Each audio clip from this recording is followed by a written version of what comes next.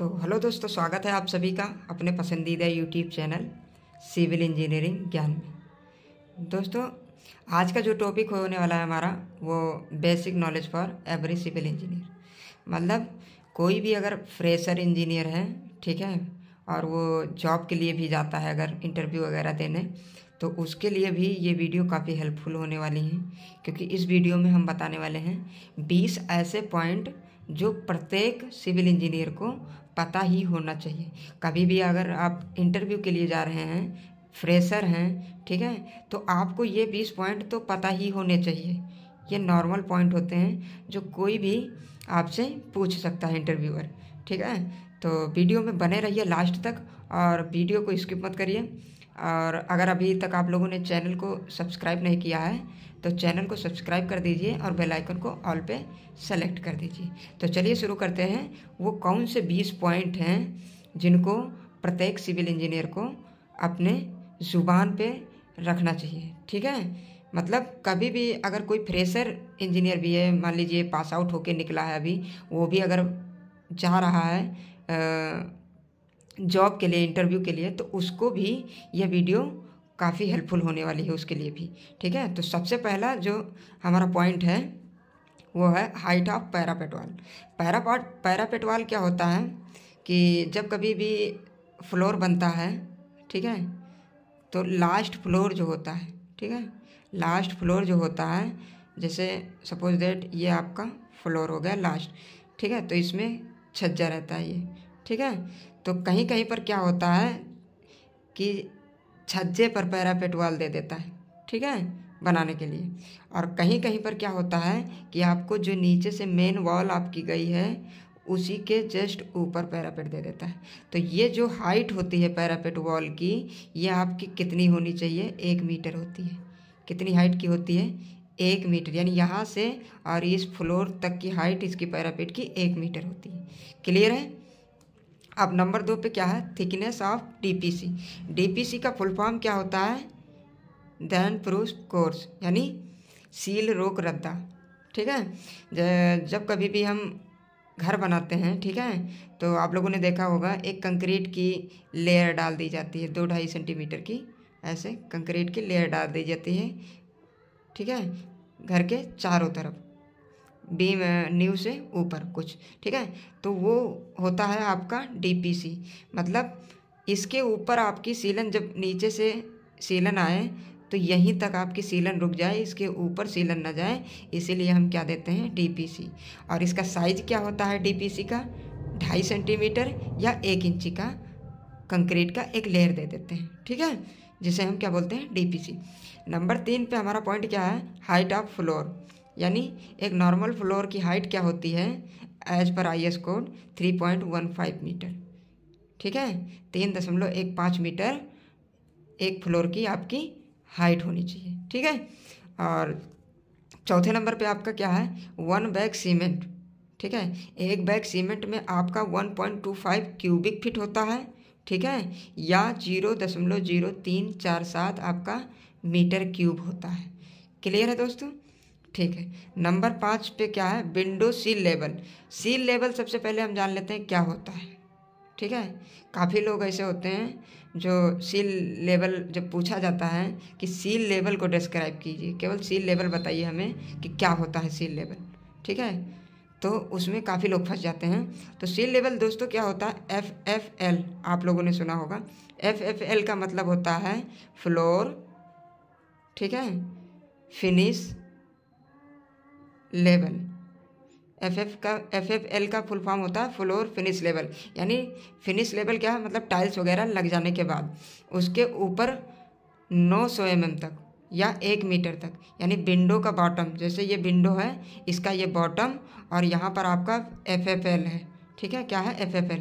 इसके बीच जो brick work होता है उसी को हम क्या कहते हैं? Seal level. इस लेवल को हम क्या कह देंगे? Seal level. विंडो का बॉटम लेवल और FFL के ऊपर से विंडो का बॉटम लेवल ही आपका सील लेवल होता है। ये आपका हो जाएगा सील लेवल। क्लियर है? ठीक है। और इसकी हाइट कितनी होती है? 900 mm कहीं कहीं पर रखी जाती है या 1 मीटर भी रखी जाती है, ठीक है। अब नेक्स्ट पॉइंट क्या है आपका, वेट ऑफ 1 बैग सीमेंट। एक बैग सीमेंट यानी एक बोरी सीमेंट में आपका 50 kg सीमेंट आता है, ठीक है। नंबर 8 पे पॉइंट क्या है आपका, मिनिमम थिकनेस ऑफ स्लैब। जो स्लैब आपका पड़ता है उसकी मिनिमम थिकनेस हम कितनी रख सकते हैं, 125 mm। कितना रख सकते हैं, 125 mm या 6 इंची, ठीक है। 125 mm या इंच में बोले तो 6 इंची। क्लियर है। नेक्स्ट पॉइंट है हमारा, number of cement bag in 1 metre cube, ठीक है। 1 मीटर क्यूब में हमारा कितना सीमेंट का बोरी आता है लगेगा, ठीक है। तो इसका आता है 28.8 बैग यानी 28.8 बैग या लगभग 29 बैग लगता है आपका 1 क्यूबिक मीटर सीमेंट में, ठीक है। नेक्स्ट पॉइंट है हमारा, लिंटल थिकनेस मिनिमम यानी मिनिमम थिकनेस ऑफ लिंटल, ठीक है। लिंटल जो देते हैं, जो ये मान लीजिए ये डोर हो गया आपका और यहाँ पर आपका ये विंडो हो गया, ठीक है। इसके ऊपर जो एक कंक्रीट की लेयर बनाई जाती है, ठीक है, कंक्रीट की लेयर डाली जाती है, उसकी मोटाई कितनी रहनी चाहिए, रखी जाती है 150 mm। कितनी, 150 mm। और ये लिंटल दिया क्यों जाता है, ये लिंटल इसलिए दिया जाता है ताकि जो इसके ऊपर ब्रिक वर्क होना है उसका जो लोड है वो इस लिंटल पर पड़ता है और इस लिंटल के बाद डायरेक्ट एक जगह पे ना आके ये जो वॉल होती है इसके बीच में वॉल, इधर वॉल, उन सारी वॉल पे डिस्ट्रीब्यूट हो जाता है इसका टोटल लोड, ठीक है। इसीलिए हम क्या देते हैं, लिंटल देते हैं। क्लियर है। और इसका थिकनेस कितना रखते हैं, 150 mm, ठीक है। नेक्स्ट पॉइंट है हमारा, मिनिमम डाया पर यूज इन स्लैब। यानी कोई भी स्लैब अगर छत आप रेनफोर्समेंट करवा रहे हैं, ठीक है, छत में सरिया बंधवा रहे हैं, तो उसमें कम से कम डायमीटर कौन सा है जिसका सरिया का यूज करते हैं हम, तो वो है 8 mm। 8 mm से नीचे की सरिया हम स्लैब में यूज नहीं करते हैं। क्लियर है। नेक्स्ट पॉइंट क्या है हमारा, minimum dia bar in column, ठीक है। अगर कोई कॉलम अगर आप बना रहे हैं तो उसमें मिनिमम डाया बार कितना लेके चलते हैं, 12 mm सरिया, ठीक है। नेक्स्ट पॉइंट है हमारा, maximum dia bar in use in slab, ठीक है। अगर कोई स्लैब है, ठीक है, उसमें मैक्सिमम डाया बार कितना होना चाहिए अगर कोई पूछता है तो 1/8 इंटू थिकनेस ऑफ स्लैब, यानी 1/8 इंटू, जैसे 125 mm की स्लैब है तो 125 डिवाइडेड बाई 8 कर दीजिए, जितना भी आएगा वो मैक्सिमम डाया होगा आपका स्लैब के लिए, ठीक है। अगला पॉइंट है आपका, इनिशियल सेटिंग ऑफ टाइम, ठीक है। सीमेंट का जो इनिशियल सेटिंग टाइम है वो कितना होता है, कोई अगर पूछे तो वो 30 मिनट होता है, ठीक है। और फाइनल सेटिंग टाइम आपका होता है 10 घंटे, ठीक है। नेक्स्ट पॉइंट है हमारा, डीपीआर। डीपीआर का मतलब होता है डेली प्रोग्रेस रिपोर्ट, ठीक है।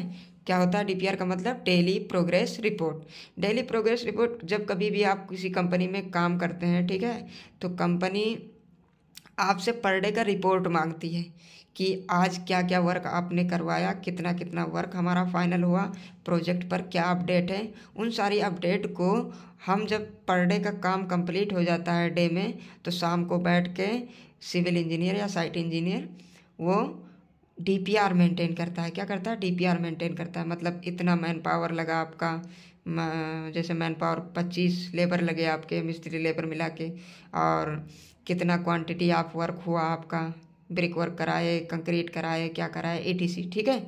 और उसके बाद कितना मटेरियल लगा आपका उस वर्क को कराने में, ठीक है। उसके बाद कितना मटेरियल आप बाहर से मंगवाए, वो चीज़ भी इसमें लिखते हैं। मतलब सारी डिटेल अब आप इसमें शो करते हैं, तो उसी को हम क्या कहते हैं, डेली प्रोग्रेस रिपोर्ट। ये पर डे तैयार किया जाता है डे वाइज, ठीक है।